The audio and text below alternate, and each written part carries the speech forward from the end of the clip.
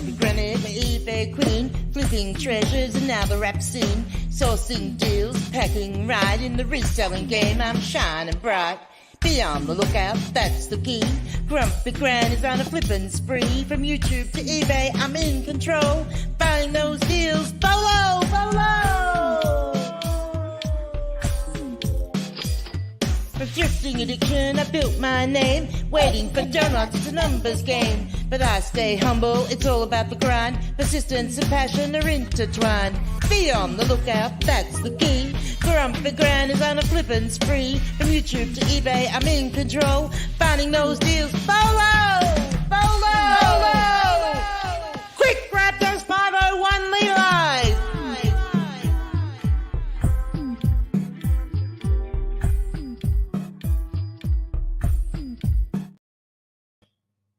Well, hello, boys and girls.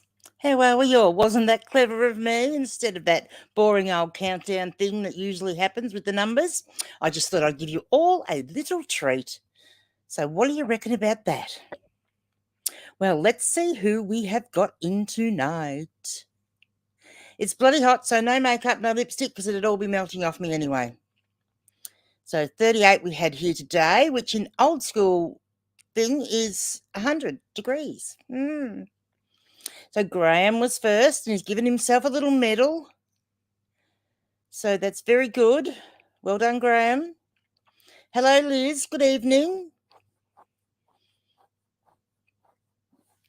Hello, Mel. Good to see you. We've got a lurker in the house, Chris Furlong. Hello, Ledbetter. How are we? Here he is. Here he is. Yes, yes, yes, yes. All right. Let's just not be talking about return on investments tonight, I think. Oh, dear. G'day, Jen. I hope you're feeling better. Puppy Dog Diary. Oh, good. I'm glad you liked the nice start. Yes, I thought I'd just do something a little bit different than the usual. And you like the frame too? Thank you. I just, quickly whipped this up about 10 minutes beforehand. I was going to do it earlier today, but, the day's I've been on a bit of a slow go today, being in the first warm day. So, yeah, things took me a little bit longer than usual. And my photo room, there's no sort of air conditioning vent out in there, so the airflow is not as good out there. So it was a bit, not as pleasant being out there, so I was a bit slow on it. Thomas, good evening, good evening. He says good evening to me and to the chat. Bax says good evening all and good night. Yeah, Bax is about ready to fall asleep at his keyboard. So if anyone sees a message from Bax and it's all gobbledygook, that is why. He's fallen asleep on the keyboard and the keys are just going. You're here for the CC and dry only and the amazing ambience. Oh, thank you, Rob. Very nice. Well, I've got my little bit of ambience here. Oh, I didn't even realise that. How about that? Like, that matches almost. Like, look. How... I must like this colour. There you go. How clever was that? Not that I bought this for myself. My kids actually got this for me for my 60th. It's a Yeti. So I'm cool because I had a Yeti one, I think, anyway. And I do have to make sure I drink because we mustn't be getting dehydrated in this heat. That is for sure. Hello, Sandra. Good to have you in. Well, what are we going to talk about tonight? I've got some things to show you that I thought I would show you. So, and look, I was a little bit naughty, but I had a couple of jobs to do down the street, had to take the post to the post office and go and get some stuff from the supermarket. And it was hot. So I know there's an air conditioner in the op shop. So I thought, well, I'll go in there and cool off for a bit. So I had a little bit of a thrift. And, I've been really just sticking to my jeans and certain types of clothing, as well as my books. And some of the other things that I used to sell, I sort of haven't been looking at much. And I thought, I wonder if they've got any treasures here because I haven't looked in those areas for a while. So I thought I'd have a little look. And look, I couldn't resist but bring this home with me. So this is a little bag. This cost me $1. would you believe? So it's a little bag or purse, whatever you like to call it. It's got nice little long straps. And then, oh, hang on, we'll go around this way. It's got a little bit of Velcro there, but it's even got like a little zipper in there. But once you open it up, like you can actually, it needs a bit of dusting, but you can actually see, like it's actually been handmade by someone. And yeah, I was a bit incredulous then once I realised it, it probably was handmade. But when you actually get up close and have a look at it, like each one of those little sequins has been sewn on by hand. And I think that's pretty special. So I am going to list that up on eBay and see, what the go is. I might take it to me to the Donald Cup first, though. I also got my hat for the Donald races, so that was pretty good. Cost me $4. So that was good. Now, I did find another little treasure in the handbag section.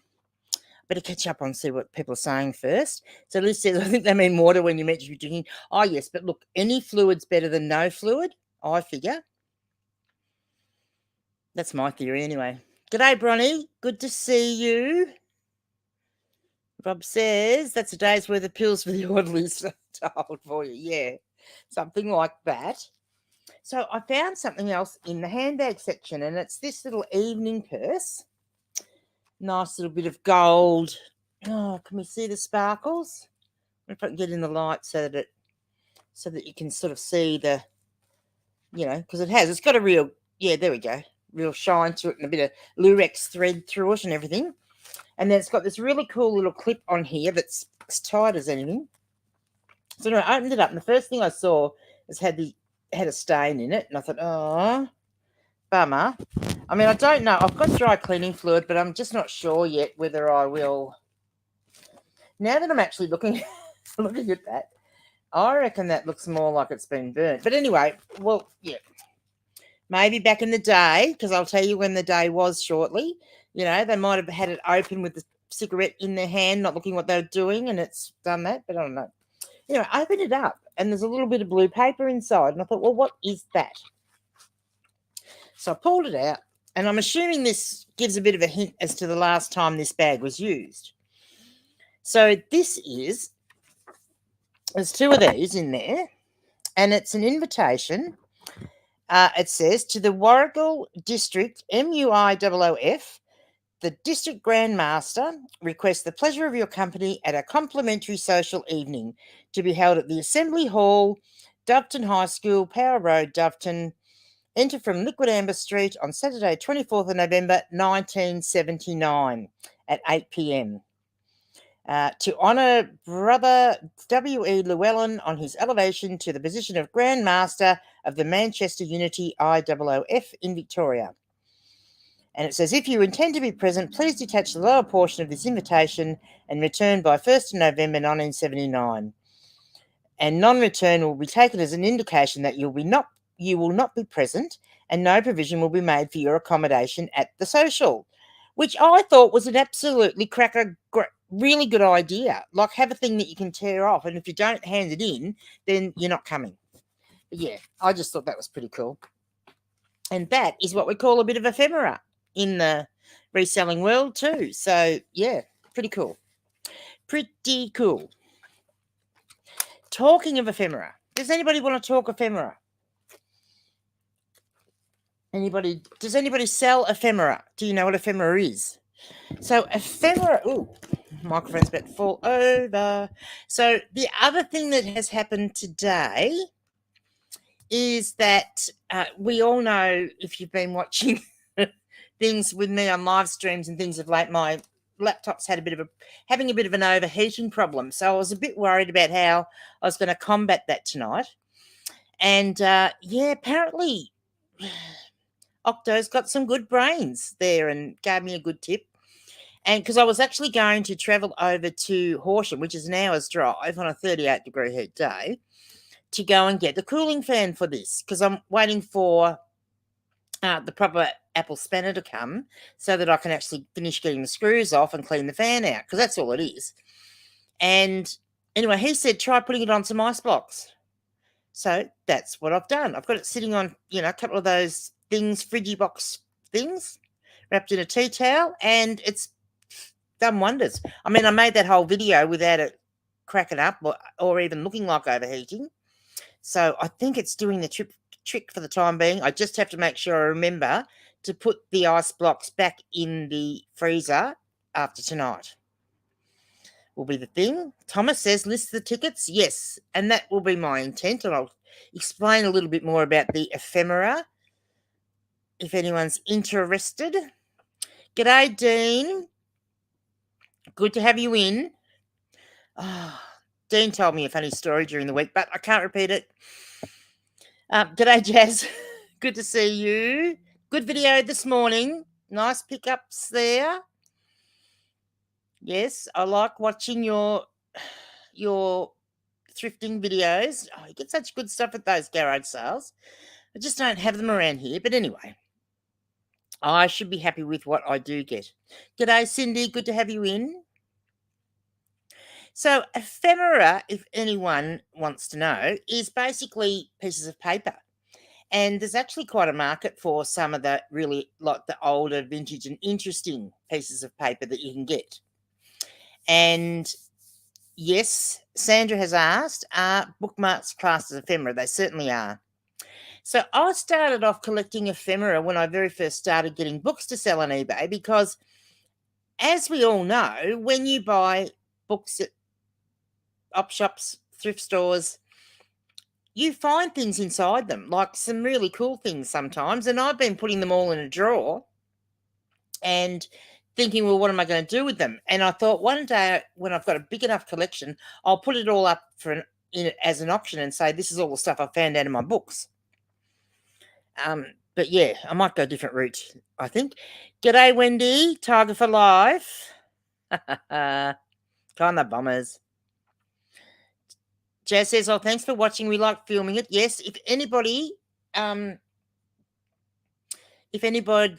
already watched Two Aussie Thrifters' new video, it's over on their channel right now. And Jen says hi to Wendy. Uh-oh, Adam's here. Hello, Adam. Good to see you in. Okay, so, all right. So one of the other things I got today was this little bundle of books. So, if you can see, so look, theology and religious books do actually sell quite well. And Bibles, as we know, most people sort of deal in books will know that, you know, Bibles do quite well, but so do some of the other types of, you know, theology and religious sort of books. So the ones I've got, and look, I haven't comped any of these. I just sort of went with my gut to pick them out because it was so hot. I honestly, I couldn't be bothered trying to comp and work it out. So I just was going with my gut today. So this is Meeting the Saviour, the Glory of Jesus in the Gospel of John. I found books that sort of talk about the gospel and stuff generally will do quite well. And then we've got this one, which is called Operation World. And it's a definitive prayer guide to the nations, peoples, and cities of the world. Okay. It says, when we pray, God works. And it's like, I'm presuming it, because it's got an index, like it's A, B, C, D, as you can see. And then, yeah, it goes through all the specific places around the world and obviously must give certain prayers for that. So I thought that one was quite interesting looking. And then there's surprisingly quite a lot of these sort of books, which is like a self-help, you know, get ahead in life book, Success by Design. But this one's basically saying, harness the power God has instilled in you. 10 biblical secrets to help you achieve your God-given potential. Because a lot of people in the Christian faith are very big on believing that, you know, if they do the right thing and follow the steps from the Bible, that they actually will succeed in life. So there's a lot of call for this sort of book. So, yeah, I thought they were a little bit of fun, and I will get around to listing them tomorrow.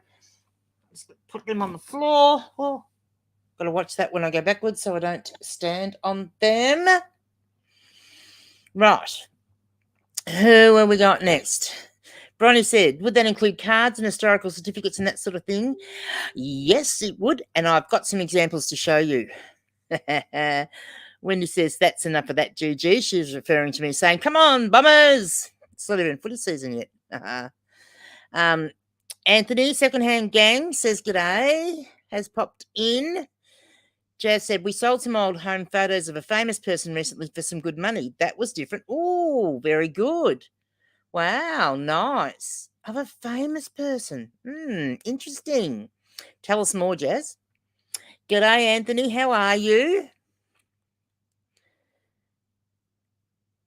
And Sandra's giving Jazz a smiley, starry face. Lilac Centre, Meg. Hello and good morning from the US. Hello, Meg. It's 9:30 at night here, so there you go. Morning for you, night for us. Good to have you in. Whereabouts from the US are you? Do tell, please, Meg. Liz says, wow, I think I have a few of them somewhere. Is that religious books, photos of famous people, or invitations? Oh, yeah. Okay, Dean. I think I've heard that one before. Yes. I kind of feel like if you really want to sell the Bible, that maybe that's not the wisest choice. That's just my thought. Just saying. Jen says, I'm interested in ephemera, especially how it's priced. Yeah, that's the interesting part. Look, I think one of the things, I'm just going to bend down and pick this book up because I'm a bit worried that if I push the chair back, I'll land the leg of the chair on it, because when I sat them down, they sort of slid off. Yeah, sorry about that.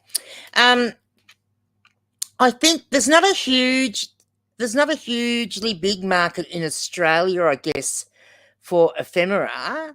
I mean, there is to a certain extent in certain areas, but I think the bigger markets are in the UK and the US where there's more collectors. And I think that's what we here in Australia probably have to do, is look at how to price things that may potentially be of interest to people overseas. I don't know. I mean, look, World War I and World War II ephemera is, wanted regardless of where you are, and I think that's definitely got a big market in Australia. But yeah, look, it depends what it is. An ephemera covers everything from postcards, invitations, invoices, you name it, anything that's on a piece of paper. And I've actually got my folder here that has got a whole heap of stuff in it, which is all the stuff that a lot of it is the stuff that I was finding in my books, but some other things as well that I thought you might all find a bit interesting. Meg's in Wisconsin, so the middle of the country by the Great Lakes. Yeah, that doesn't help at all, but yeah, never been out of Australia, so, and then I'm not very good at geography. Yeah, but I know a lot of the place names, but yeah, I'm not overly good at knowing where they are. Sorry, Meg. Liz says the religious books. Oh, you have religious books somewhere. Yep, find them and list them, because they sell. Yeah. Look, the only thing I will say, a caveat on that I will say, is that I originally had all my religious books and Bibles listed in the religious book category. And they sat and they sat, and I'd occasionally sell one, and they sat and they sat. And I thought, what's going on? People are selling heaps of this sort of stuff. Why aren't they selling? So then I actually had a look, and 99.9% of people are listing them in the book category, not in the religious book category. So I finished up ending them all and putting them back into the book category, which was a pain in the ass, because if you list stuff in the religious book category, there's hardly any item specifics to fill out.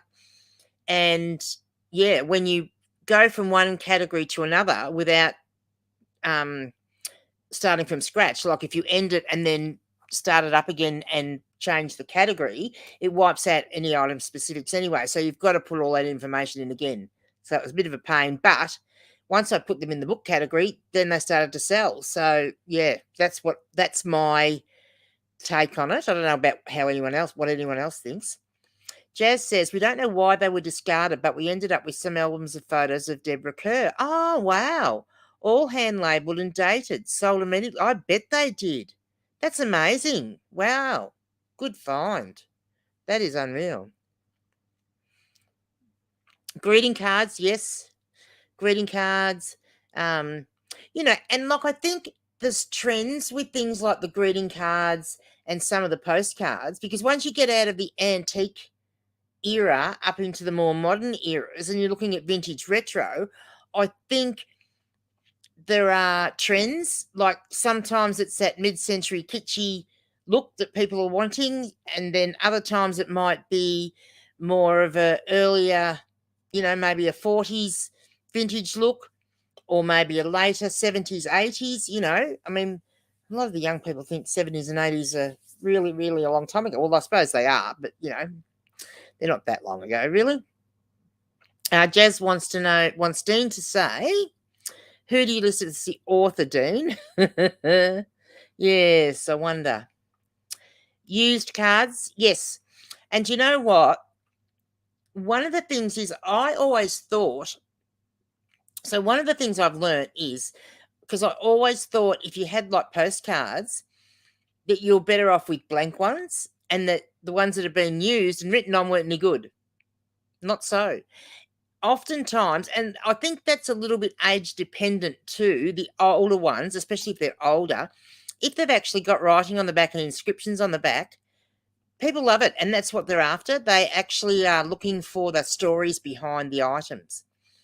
So I think finding them with the, even letters, yeah, love letters in particular, you could do really well at. Dean says, the only ephemera I sell is used tickets, sports, music, etc. Oh, okay, cool. So you do sell some, Dean. So what sort of stuff have you sold? Do tell. And he puts no one as the, do you actually write no one in there, or do you just leave it blank? That's what I'm curious. Sandra says, unknown for the author of the Bible. Oh, okay, so that's it. It's unknown. Okay. Thomas, unknown or various authors. Yes, very true, because it is various authors. Graham says, I got a heap of postcards. A lot are pictures from art galleries from around. Yes, you told me that was it last week? We were talking about that, or at some stage anyway, you were talking about that. I was a bit jelly of all those postcards, but yeah, here's what it is, I suppose. Ugh. So yeah, I just have to keep refreshed. No one sounds so much better. Yeah. Sandra says, the old war postcards, what a find, yeah. And, yeah, well, as Thomas says, even bus or train tickets. And that's the thing. You would be surprised at some of the things that you can put up for sale. Now, I think the other thing to remember too is when you're dealing with ephemera, you're not, if you've got something and you don't know whether to list it or not, and you have a look on eBay and there's nothing else like it listed, see, that's not going to stop me from actually listing it. If it doesn't sell, it doesn't sell. But my thought is, I've got something that's unique that no one else has got, and there could be a collector out there looking just for that type of thing, because we don't know, even though there's nothing else similar to it on eBay, there's possibly a reason for that, because everyone else has thought the same. Well, why would I list that? And so I think, yeah, I think even though, yeah, you might have something that you don't even think would go in the ephemera section. See, transportation's a big thing. Anything to do with transportation, whether it's plane tickets, whether it's, cruise ship tickets or bus or train tickets, all of that sort of stuff. You might have someone that's just a transportation buff. You might have someone that's a train fanatic. You might have someone that's, all about transportation on wheels, like just well worth it. Graham's postcards were from all around the world. Jazz said, I ended up with someone's personal journal after a deceased estate. I still have it in a drawer because I don't know what to do with it. Listed on eBay. Ephemera. I would. if you've got no sentimentality, because if you got it in a deceased estate, I think it was great that you didn't throw it out, Jazz. I really do. But from the research I've been doing, I would list it and give it a crack and see how it goes. And that's all you can do. But yeah, I just think I think we need to be mindful when we're listing ephemera. I think we need to be mindful not to list ourselves too low priced, especially if there's nothing else like it. Because quite often there's going to be nothing else like it. Yes, Andrew says an old Ansett plane ticket, a good bookmark. Yes, I have. Oh, I don't know whether mine's Ansett, but yeah, I've got a one from I don't know whether it is a plane. It's either a plane or a train from Paris in, I think, about 1977 or something that I found in one of the books, which was a bit of fun. Oops. Dean says, I just sold 20 Bathurst 1000 tickets with lanyards for $450. Really? Wow. So were they from various years, or were they 20 from the 1 year? I'm assuming they're going to be all from various years. That's unreal, isn't it? See, that's someone that's obviously, you've got your car racing, you've got transportation, you've got, oh, look, yeah, just the Bathurst history, so many different areas of interest with something like that. Graham says, Jazz, reach out to family if you can. Well, it was from a deceased estate. That's the trouble, Graham. So it's highly likely that they just wanted it gone.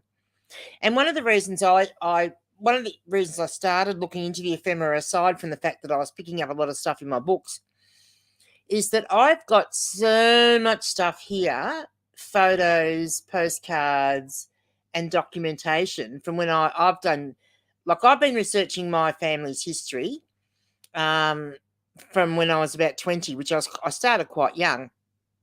And back then, everything was on paper. We didn't have the internet to do it all on. And, I've been sort of the keeper of the family history, I suppose. And then my kids aren't interested. And everything now, everything that everything I've got, I have digitized anyway.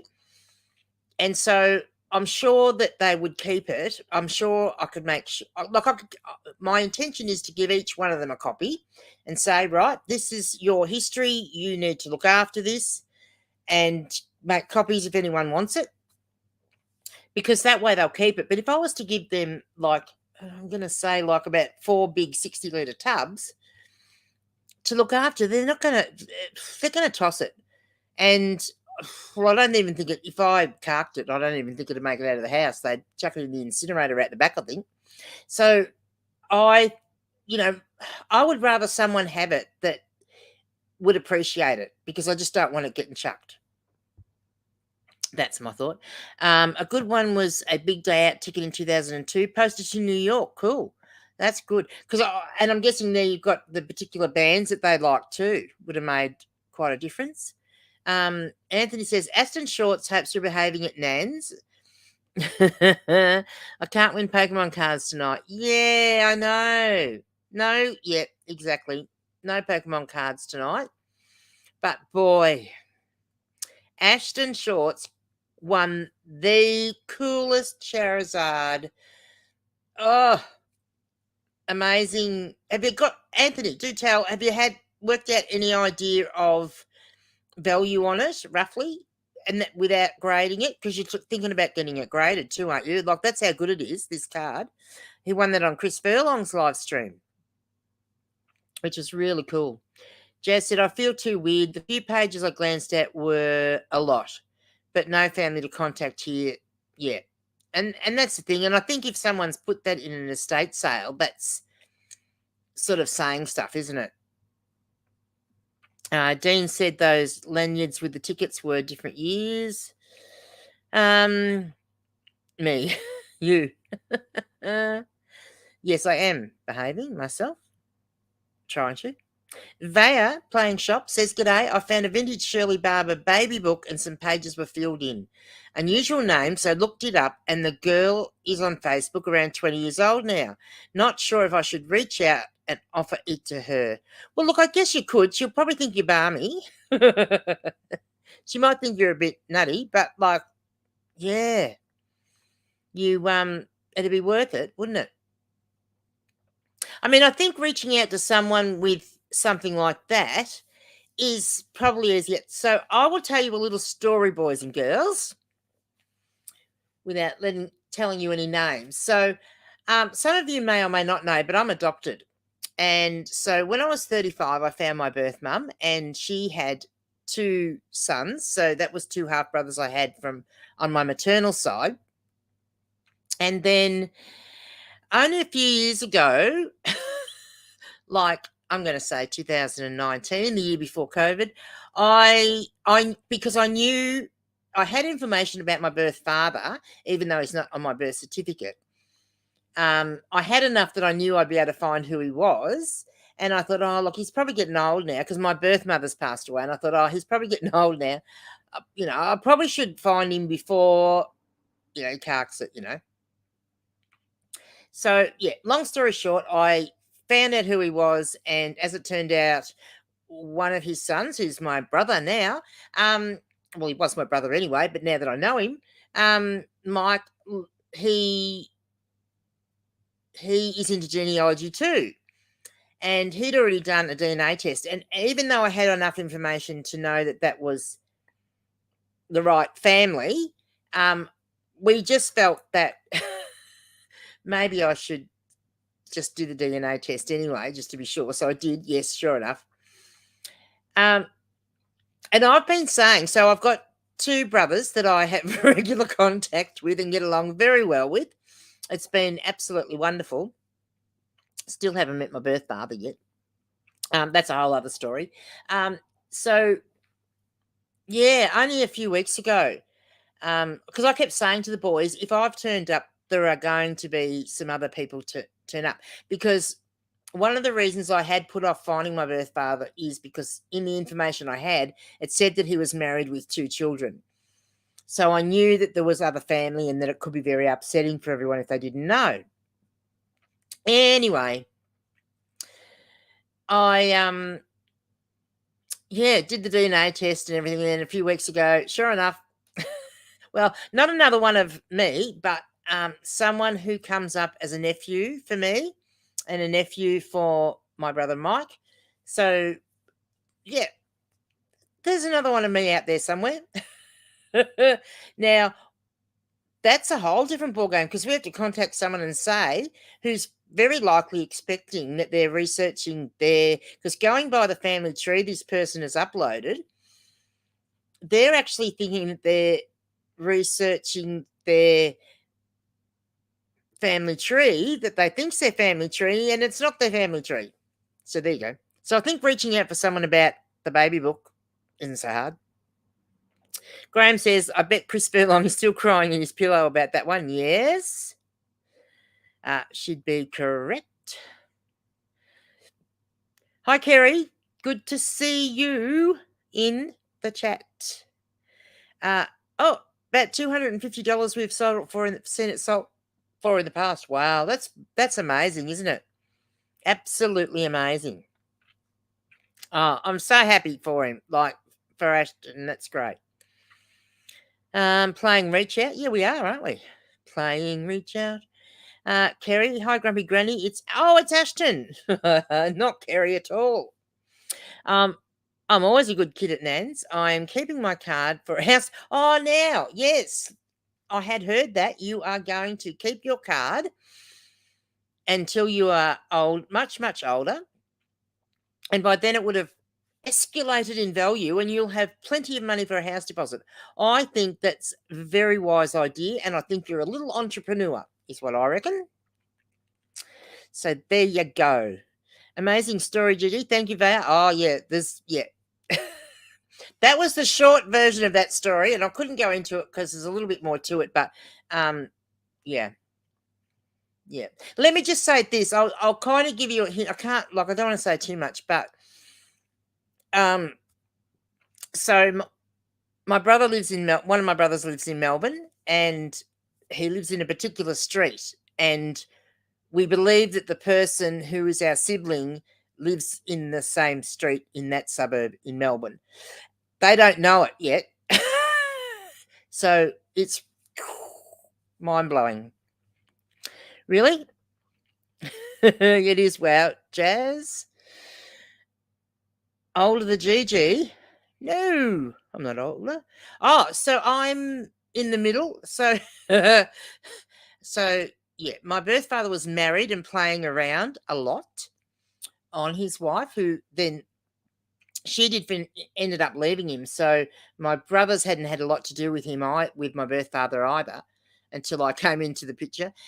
So Mike is about 12 months older than me, and my younger brother Shane is 4 months younger than me. So there you go. And there is another older brother than Mike, but I haven't met him yet because he doesn't live anywhere he doesn't live in Victoria, so he lives over in the West. So yeah. Faya says, I'm guessing they probably kept multiple memory books since this one wasn't fully filled out. Yeah, they might have. Yeah, but it still has a couple of memories you may want to check out. Yeah. Yep.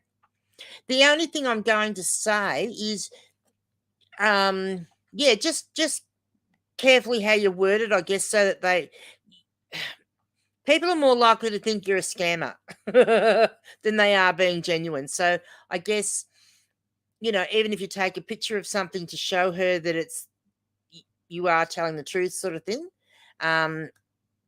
Yeah, that's my suggestion there, because yeah, people are more likely to think you're a scammer. Graham says, I meant Ashton will be able to sell the car to buy a house. Yeah, when older than GG, yes. No. Look, probably by the time he's 21, it'll have increased in value enough that he'll have a deposit.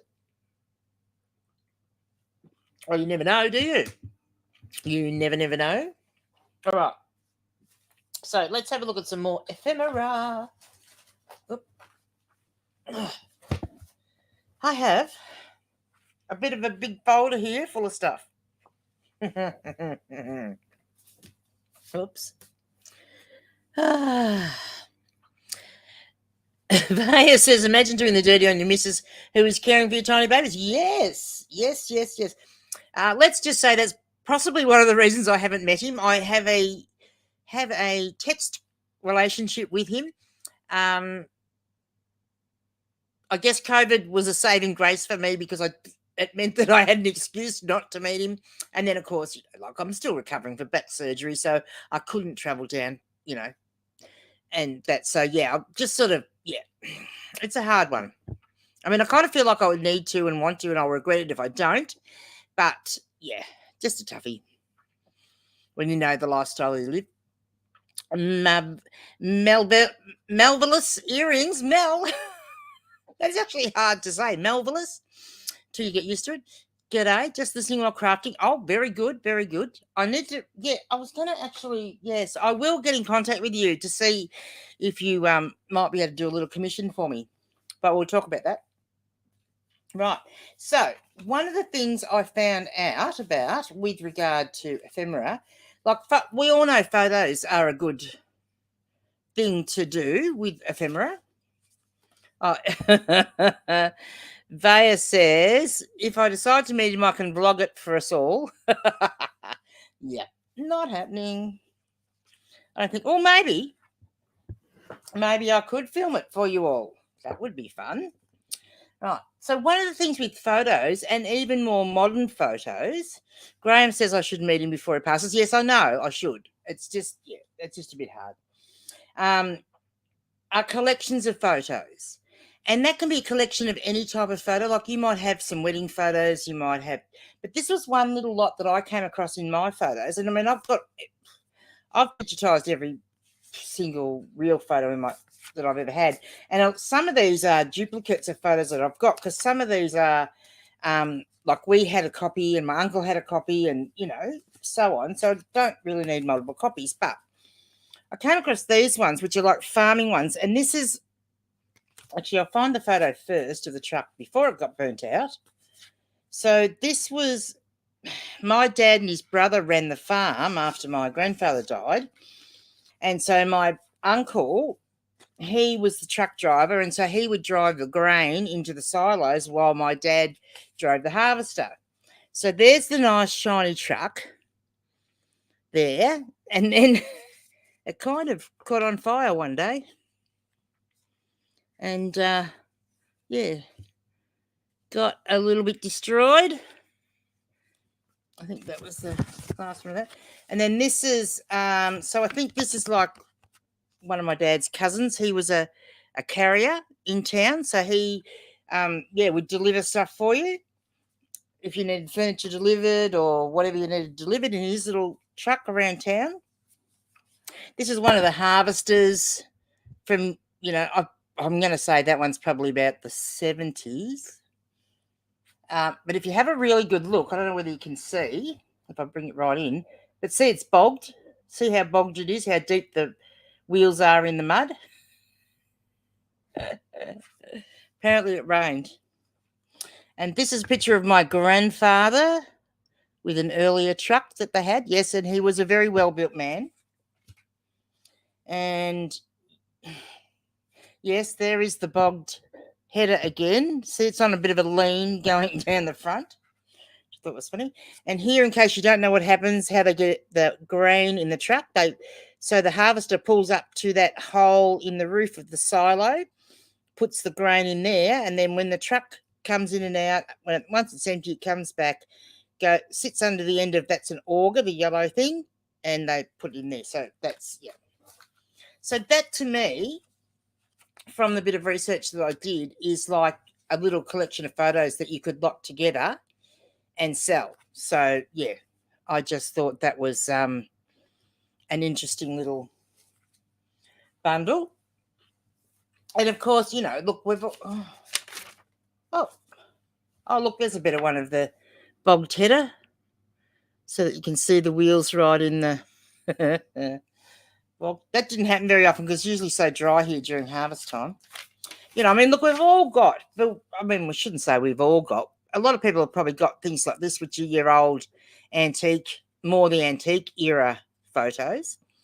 And, like, because I was the family history buff, like this particular photo, I've got 4 copies of this because my mum had one, my Auntie Janet had one, their cousin Lois had one, and I don't know even where the other one came from. And, of course, Lois, when she passed away, she was a spinster and didn't have kids, no family.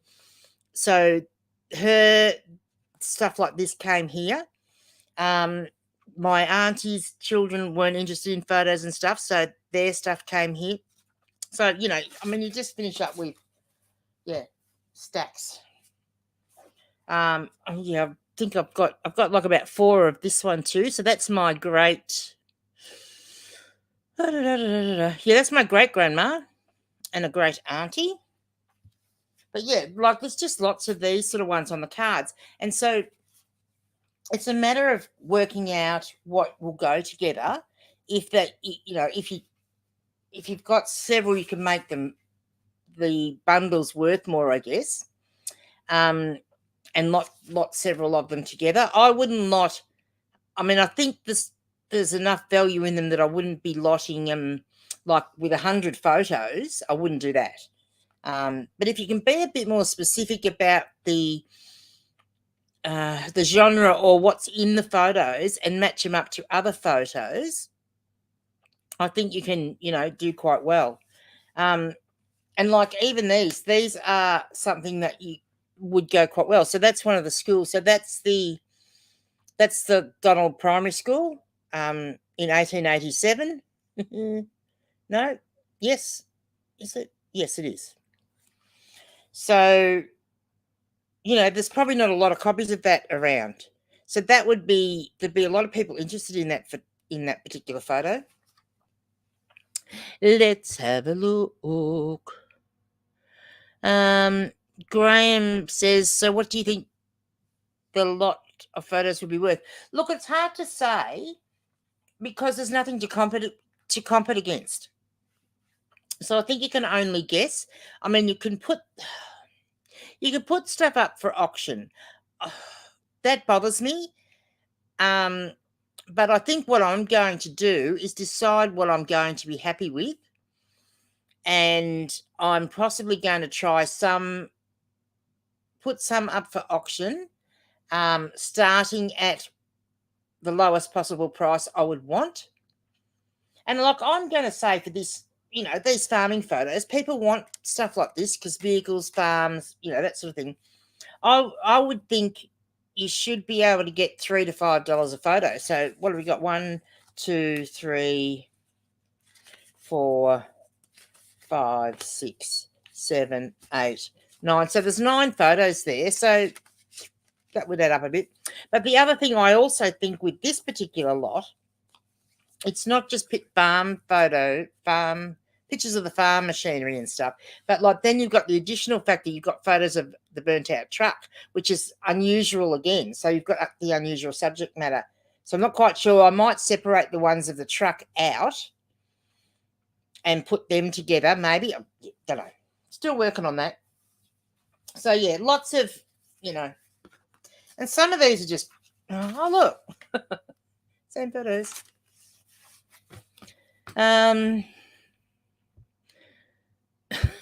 Yeah, I should get that photo of 1887 and tell him that's the year I went to school, shouldn't I, Graham?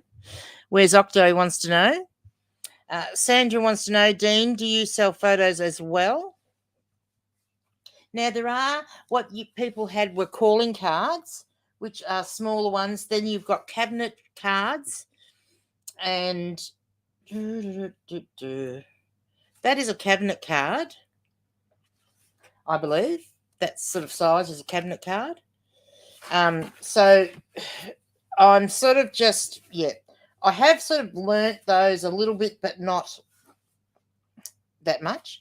Now, with the photos, if you don't know where they are or anything, but one of the things you always need to make sure is if, like in this one, it's got the photographer's got the name and where the photo was taken. So these were taken in Ballarat. This one, there's ones here. I've got Mendelssohn in Melbourne, Richards and Co. Ballarat. Like some of the photographers themselves are quite famous, and people collect their photography. So that's one thing that's going to be my next thing I'm going to do is go through these and see if I happen to have any famous photographers, because I actually have no idea who that lady is. No one in my family knows who that lady is. But anyway, I did suggest she looked like someone, and I was howled down by all my mother and all her sisters. So I said, rightio, well, it's not her then. Yeah, and I even tried facial recognition software, and I couldn't match it up. So, yeah, but that's Mendelssohn in Melbourne. So that's one thing to do is check your photographers to see if they are famous. This is an earlier one, so this is Yeoman and Co.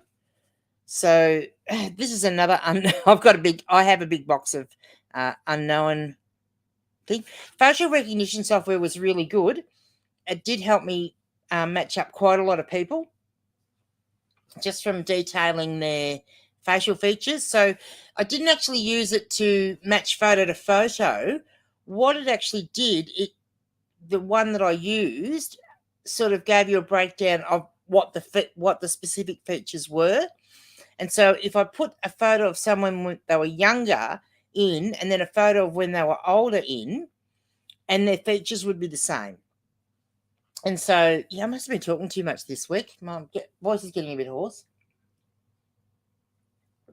Or I'm just not drinking enough. What's everybody else drinking tonight? Anything? This is Months in Malvern, which is another nice one. So Dean says, hell no, just tickets. Right. Now, a popular category of photos are weddings. So if you've got wedding photos, and I don't actually have any, but another popular category of photos are photos with Christmas trees in them. People actually collect photos with Christmas trees in them. This sort of thing is also reasonably popular. Like this is a band. This is, I believe the Donald Brass Band. It's going to be pre-1900s, I'm going to say, but I don't know. I dare say there's a relative of mine in there somewhere. I'm pretty sure my one of my great uncles or something. Shivas Regal for Rob. Over ice, or are you drinking that with a bit of dry? Graham's having a Pepsi Max. Sandra's having a cup of tea, getting ready to go to work. Very nice. Now, this kind of falls under two categories. I may not get rid of this one yet. I don't know. Have I showed you this one before? So this is the Australian Music Book number 43, Negro Spirituals and Plantation Songs. You're having a yuck with vanilla Coke. Oh, yuck. Sorry, just didn't think that was a very good idea. If you have a look at the top, it says Thomas Seal, president of the choir in Donald, and that was my grandfather, and he came from Scotland.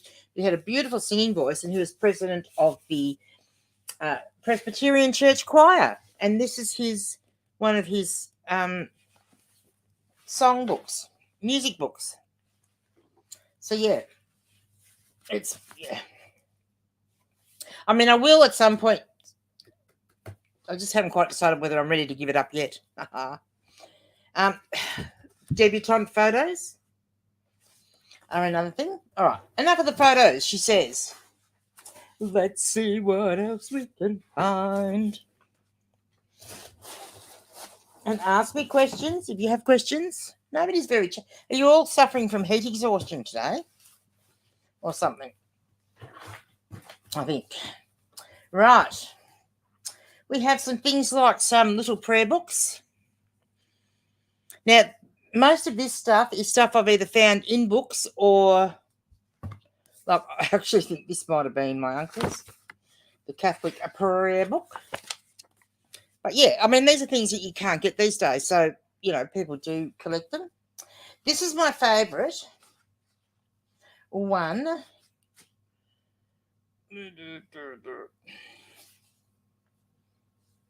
Yeah, so this is my favourite one. This was in a book, and the book had an inscription which said, "Best of luck in your new life in Australia," blah, blah, blah, blah. And it was a kid's book, and this is the kids menu from the Bibby Line dinner: hotchpotch, roast ribs of beef, dressed cabbage. I don't know what hotchpotch is.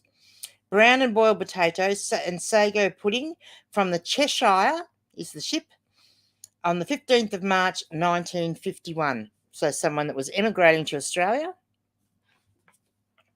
So there you go. I just love that it was in that book with the inscription in it. Good night, Sandra. Don't work too hard, my love. Liz, I've been very busy spending money today. Oh, what have you been spending it on, Liz? Do tell. Graham says it was 22, but now it's very humid after the rain. Okay. Yeah. It's just still hot here. I mean, I've turned the water off on the air conditioner, but I've still got the fan going. Rob says, I know, I'm ruining it, butchering it. Exactly. Jazz says, have a good shift, Sandra. Yes. Oh, Oliver's woken up to Gigi's voice and he's staying awake because he loves Gigi. Oh, hello, Oliver. How are you? You can stay awake for a little while as long as you're a good boy, okay? No crying. Misbehaving. Did you pick it up? Did you pick it up to Rob? Yep, no. You've got me, Graham. Sago. I know. When was the last time you had sago? My mum used to make lemon sago. Oh, delicious. And I used to make sago for the kids when they were babies. So, yeah, I mean, what's my youngest one's 27 now. So it's probably been 25 years since I've made sago, I reckon. But, yeah, nice. And we have Blocker. G'day, Blocker. A lot of people are saying eBay is dead. Your thoughts? No, it's not. I think it hasn't been the best, in all honesty, Blocker. there are some issues, and Octo and I found a partial solution to it, and if everybody wants to know what that is, watch the podcast on Tuesday morning at 8:08 a.m. Well, you don't have to watch it at 8:08, but it'll be released at 8:08 a.m. There are lots of different things you can do. Look, it depends what you want to do. A lot of people want to put their their stuff up for sale at what they think is a good price. Maybe we need to adjust our prices. For example, I've put up a new coupon tonight, which is, like 21%, which is a lot higher than what I'd normally put for a coupon. But I've already got a couple of sales from that.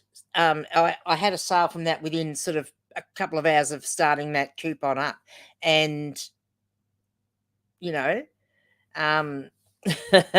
is Nan trying to make you go back to sleep, Oliver? Nan says, time to go back to sleep because you're both your brothers. Oh, okay. Well, perhaps, Oliver, you better go back to bed, darling, and put your head on your little pillow, and maybe you'll still might be able to hear Gigi's voice. Hey? All right. You go and have a nice sleep, and then you'll have a good day tomorrow. Otherwise, you'll be grumpy like Grumpy Granny tomorrow. All right? No-nos, Oliver.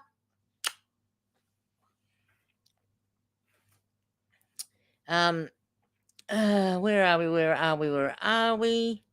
Yeah, I think there's lots of different things that you can do. I don't think we need to sell ourselves short or sell our products so low that we're making no money, because that's ridiculous. Hey, Grumpy Granny's listing on another platform. My godfather. Who would have thought? So I've actually started listing on Depop. Look, I'm doing all sorts of things. I am doing the whole social media sharing thing. I am not going to share my eBay listings to my Facebook or my Instagram. I'm just not. That's just ridiculous. It would just be flooding, those platforms with all that information. However, I have a Pinterest that I never use, so I'm sharing it to that. Just doing a few each day. Sending out newsletters, all of those things. The activity, I have found the activity with that all helps create some sales. I think things went quite bad sort of Aprilish onwards. I think it's nowhere near as bad as what it was then and earlier on, because I hadn't had donut days or days with no sales for 12 months, but I was having sort of June, July. But yeah, I'm back. Like that's not happening now. So we might be getting the amount of sales we want, but I think at least if we're getting consistent sales, there's hope. Oh yeah, Liz. So Liz picked up 2 tripods, a new Yabby. Okay. I don't know what. Yeah, but we eat yabbies. We get them out of the dam and eat them, cook them and eat them. Pardon me. And then she went to Bunnings to pick up the carpet. Woohoo! And truly the most annoying light globe for the second light for the photos. Oh yeah, they are. Look, they're so bright. It's actually what I have above me here, and they're incredibly bright. But you kind of need the light. That's the trouble. All right, that's one down.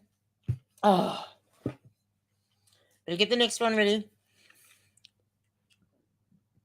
Oh, Jazz Junket. Oh, Mel Junket. You're Googling Sago. You don't know what that is? Little beads they were, and they used to swell up when you soaked them and cooked them in liquid. And I used to do the kids when I cooked it for them in fruit juice, and it would make it kind of sweet. But my mum used to make a lemon sago, which, with lemon, lots of sugar in it, of course. Junket is I must see can you still buy Junket tablets? I wonder. Oh, I'm going to go to the supermarket tomorrow and buy Junket. I love Junket. Oh, I love Junket. Absolutely love Junket. Oliver wants to know if there's a McDonald's in Donald. No, sorry. No McDonald's here, Oliver. You want to bring the boys on a road trip to visit me? Well, hey, that'll be okay. No, we don't have McDonald's or anything like that in Donald, so I don't get to go and have takeaway like that. It's a bit sad, isn't it? No Maccas, no Happy Meals. So I have to make my own Happy Meals. That's what I do. Make my own Happy Meals. Blocker says, thanks for your positivity. As everyone, I think most people will tell you, I am generally fairly positive. I think I did say it in my nugget this afternoon. I put out little daily nuggets in case anyone wasn't aware on YouTube. And my nugget for today was you get out of something whatever you put into it, or something to that effect. Sounds a bit weird, doesn't it? But basically, look, if you put the work in, and if you put the effort in, it will start coming back to you. And I think, eBay has to know. Look, it's all to do with them changing the way the search algorithm works. And I know there's a lot of theories around what it is that's causing the low sales and stuff. I believe it is a lot to do with that search algorithm.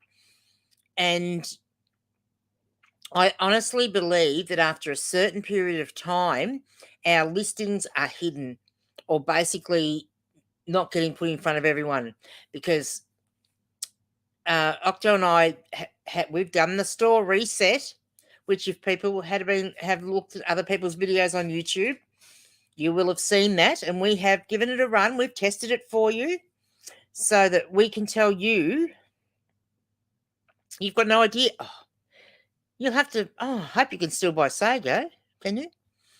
Jazz says, I didn't get no lemon or juice, just plain ass Sago. Apparently you liked it. Yuck, plain. Women do good plain. Well, yeah, if you've got happy memories of it, you must have liked it.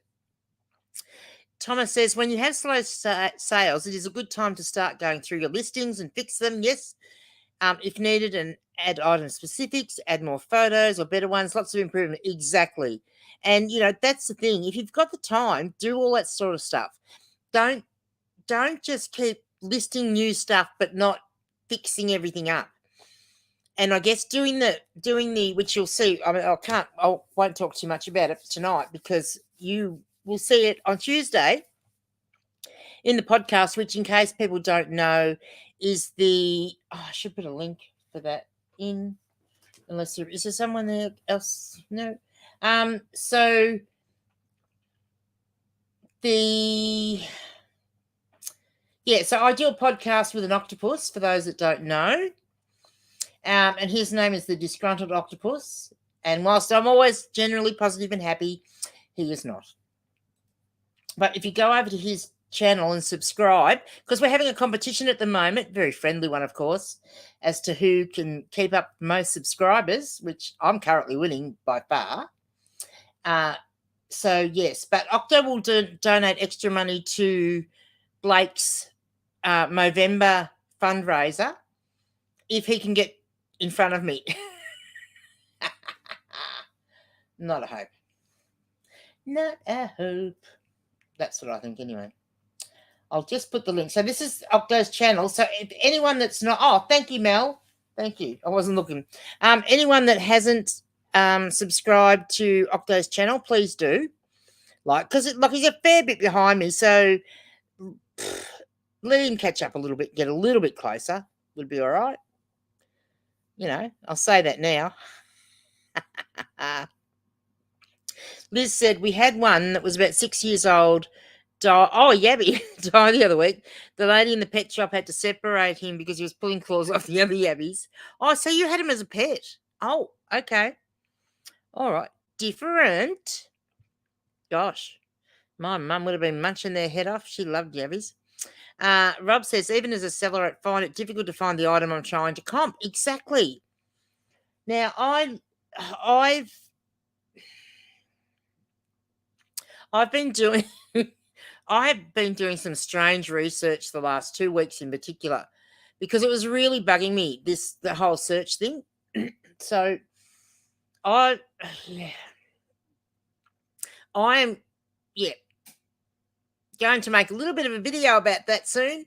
But yeah, look, a lot of I was searching for very basic things, but what was coming up was nothing like what I was searching for. And so you have to ask yourself why. And I mean, I obviously believe, one of the things I do believe is that certain categories are rated higher than others, right? So they are going to, if there's something even slightly going near that higher ranked category, I think that is going to come up. And I think car parts are one of those. And obviously they make cars and car parts. Obviously eBay makes a lot of money off those things, they're higher priced things, and perhaps sell a lot of them. And, you can, yeah. Anyway, that's a whole other story too. Liz said, the moment she said that I had to take him home, yes, I would have too. Poor Yabby. Has he got a name yet, Liz? Chris Taylor, hello, Chris. Hello, Super Granny. Did you get that TV series in Australia? Which TV series is that? What's that? Which one? Tell me. Now, which one was it? The one I was talking about the other day? Bonanza. Yep, we did. We did. Oh, because, as a kid, I used to think Little Joe was all right. Graham says, the closest I got to a junket was several years ago, and I had the runs, and my manager, she said, just eat a couple of junket tablets and kind of, yep. It does. It does help if you've got the runs. Rob says, follow the advice from the listings quality report. Yeah, exactly, because it's going to improve your things. And I can tell you now, everyone has said before, that's the Octo's link. So one of the things, right, strange research, eating pills from that sequin bag earlier. Yeah, exactly. Yeah. Oh, the TV series called Super Grand. No, I haven't seen that one yet. I thought I was the Super Grand series. Don't know. But everyone has told us over and over again, from all different levels of being on eBay, and I even have had tech tell me, right, that the stuff you put in your title, if someone searches up, the title is the most important thing. And it's not until people start narrowing it down do what's in the item specifics come into play. And that unless you specifically tick the box, that the description isn't searchable. I can tell you for a fact the description is searchable.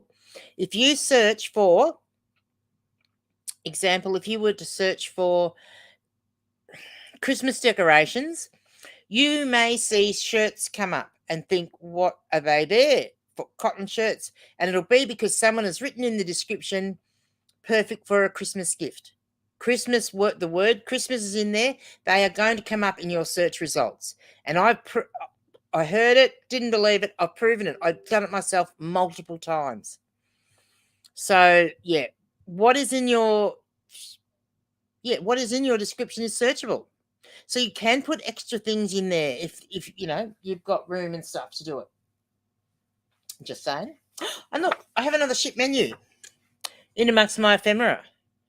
What else? I'll keep asking me questions about eBay, and I'll talk about ephemera in between. So this one is from World War II. This is from 1946. And one of my relatives in World War II going overseas in the army. So this is soup with pea and sippets. Okay, all right. What are sippets? Pea and sippets. SIPPETS. Oh, I don't want to know the next one. Okay, the next one is fricassee tripe. My mother loved tripe. I cooked it for her once in the time that she lived with me. Never again did I ever cook it for her. But yeah, fricassee tripe. Then we have grilled loin chops with chips. potatoes baked in the jackets, or you could have puna, curry and rice. If you wanted a cold meal, you could have roast pork or corned brisket, and you could have a salad.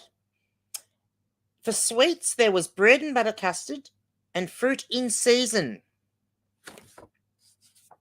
Not bad. Not bad at all. Really? They fed keeping the fedges sold well. The soldiers fed well on their way to the war, I guess. So Mel asks, have you tested what percentage off send offers work best? Yes, I have. So, this sounds totally ridiculous. I know. Sending offers of 15% or 10%, don't bother, because hardly anyone will take them. Send people offers of 12% or 13%, people will take them. People just like that odd number, I think. I don't know whether it's in their mentality that they think that if it's 10 or 15 or 20, that it's automated or something. Whereas if you're doing an unusual amount, that maybe you are actually sending those offers out. And so under the 15 mark, 12 and 13 worked remarkably well. So I actually had figures, which I could pull up for you, but essentially, actually, I know how I can get them easily. Hang on. Oh, and I've been talking to him too much. I did send them to someone earlier today. So essentially, I ran a 15% off coupon and sent offers out for the 15% for a full month. And I think out of both of those, I finished up with sales of $47.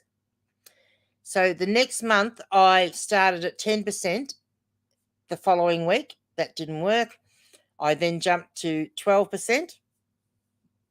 And lo and behold, I got sales. And I think I've been running, so because the 12%'s had been working, I kept the coupon running for that. Now the 12%, I think I must have, why have we frozen? Because my computer's not hot. Okay. Oh, maybe it is a bit hot. All right.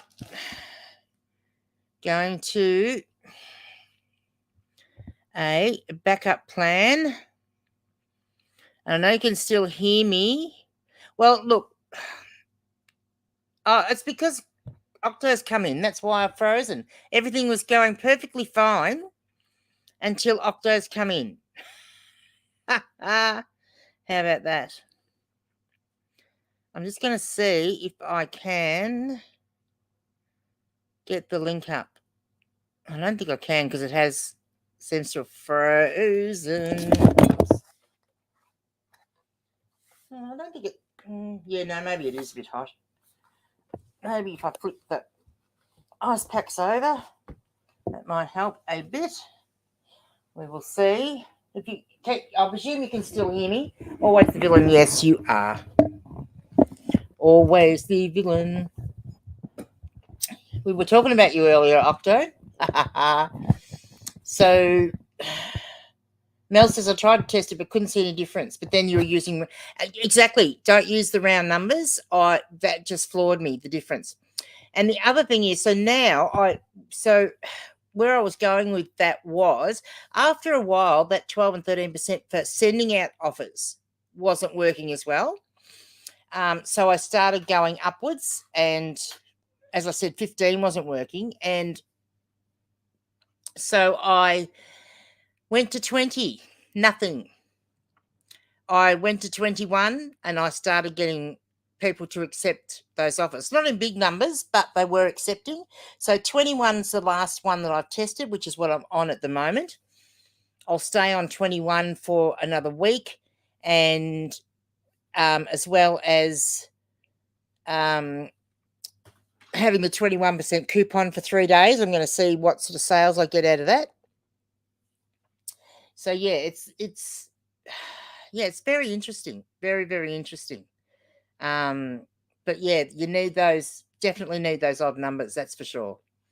What else do we say? Oh, something's happening with the computer. What's happening? Can you still see me? Oh, I'm back. Hey, Octo, the ice blocks worked. And obviously that the other side of the ice blocks had warmed up, so I needed to flip them over.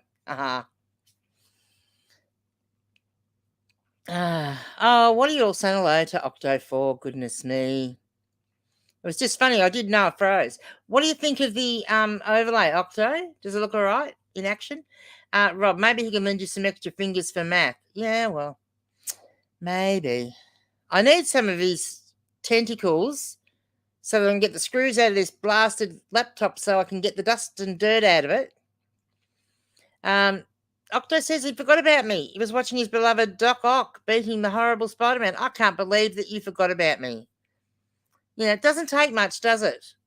No. Doesn't take much at all. That's a shame. What's a shame? G'day, Graham. Good to see you. Oh, it's a shame that I've come back to life, you mean, and not frozen anymore. Yeah, good on you. Not nice. Not nice. So what more questions about eBay do we have? Oh, yes. So here's some other examples of some interesting ephemera.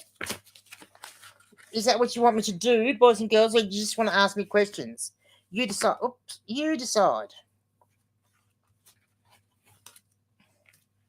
Let me know, let me know, let me know. Yeah, that I'm back, I know. So I've got these, and there's a whole heap of these from different places. So this one's from the Pharmacy Board. This one's from Whittaker's Timber Yard. So this is dated 1943. This is dated 1953.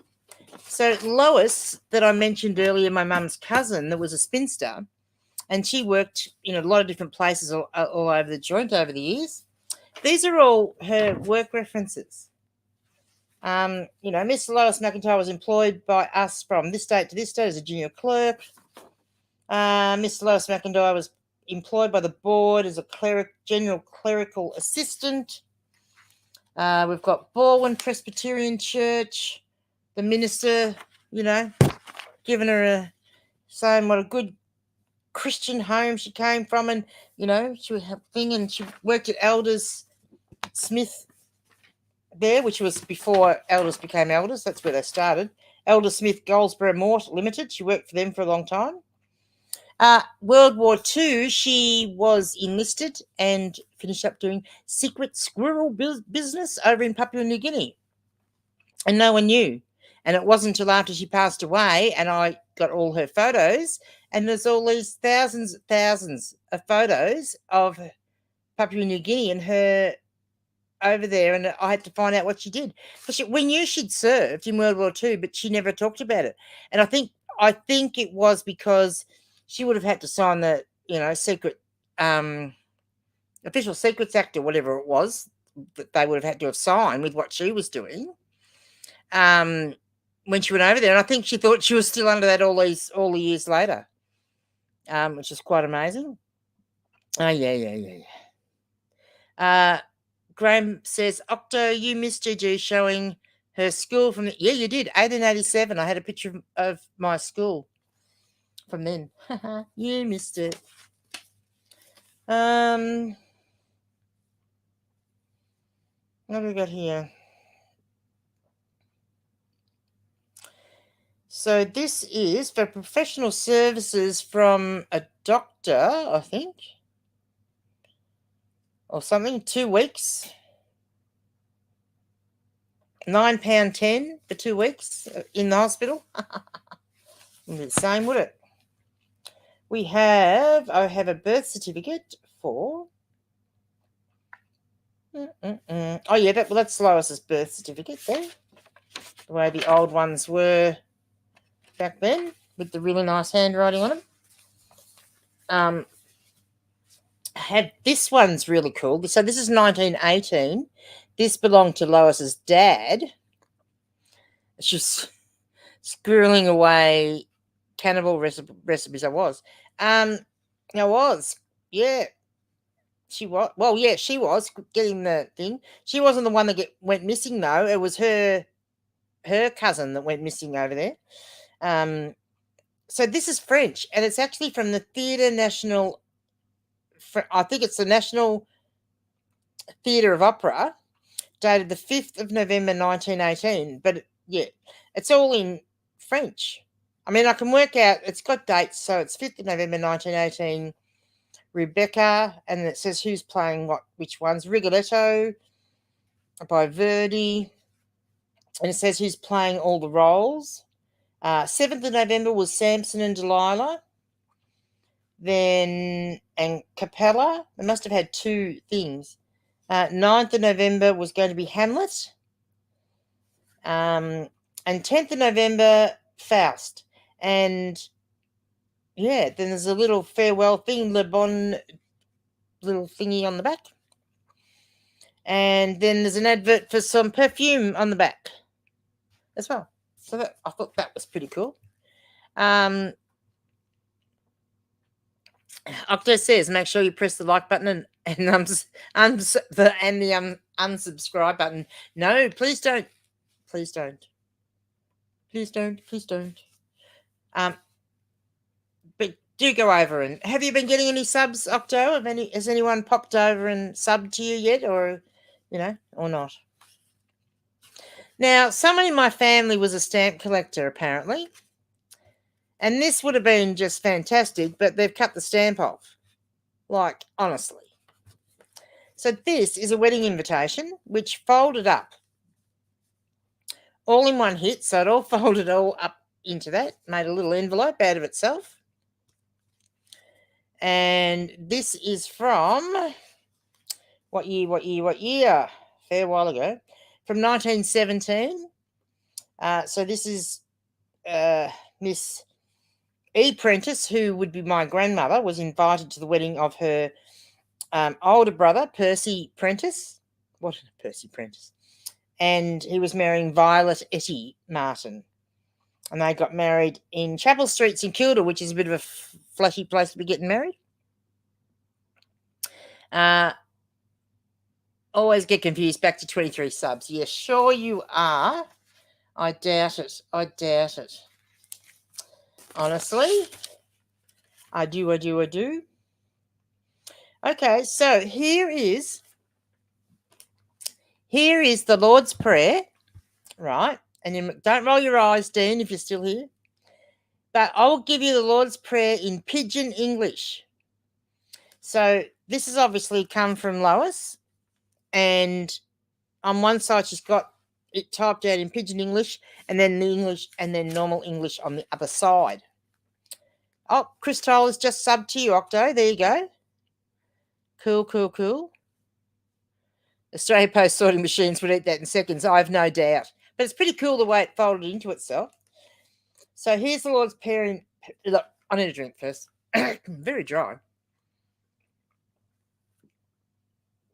I don't think I put any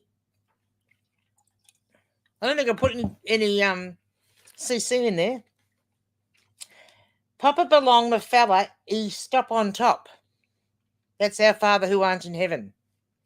Same belong you, he good to us, is hallowed be thy name.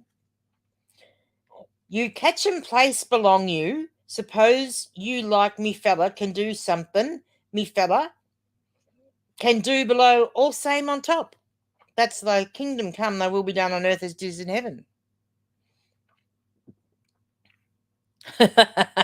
Octo reckons I'll set half my audience on fire reading out prayers. And supposing me fella make him do... Hang on. And supposing me fella make him something no good masks you cross. Forgive us our trespasses. And then I'll skip a bit. It goes, all time finish means forever and ever, amen. So there you go. But you've never heard the Lord's Prayer in Pidgin English before. Yes, I will. Yes, look at that. Look at that. Look at that. No holy water. Yeah, go sprinkling it around. You'll all be in strife. You will, you will, you will. Another thing that is collectible in ephemera are like sympathy cards. So back in the day, people would have these little prayer cards printed up. And they would have like a holy picture on the front, sometimes a picture of the person on the back, and the details of when they died, etc., etc. And I've dropped one on the ground. But yeah, they're pretty cool. Jen says, I've ordered something from eBay some months back and I wondered where it was, as was waited for tracking. I contacted the seller and they said they'd put it in a red letter box. Is this okay? No. Honestly, I mean, look, if that's the only way you can post stuff,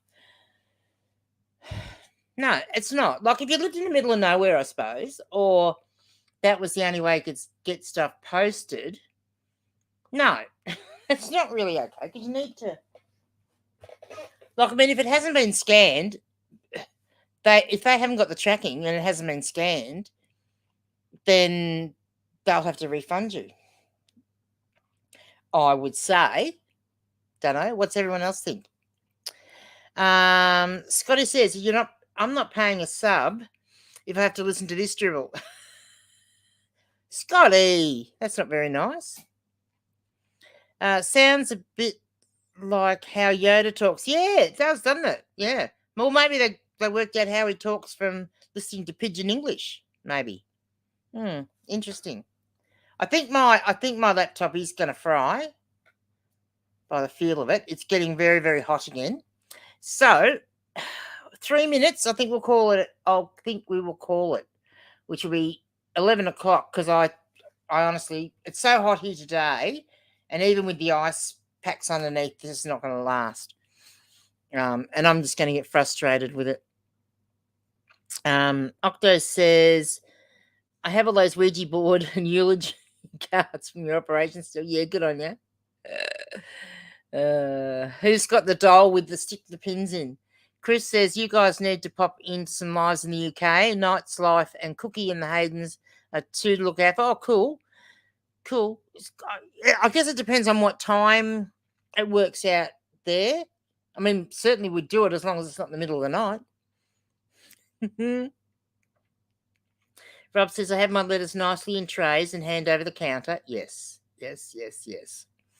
And look, there are occasions, look, I've got a personal relationship with my postmaster.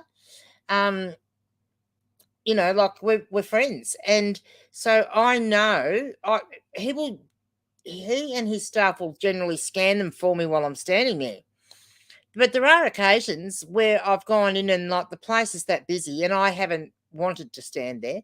But I also know as long as I bring to his attention the fact that I have put my parcels on the delivery counter, I know that I can trust him that he will scan it. Now, that being said, I did have a couple of times where instead of scanning them as received, he was scanning them as having been delivered because he was messing the little scanning machine up. That was a bit of a problem.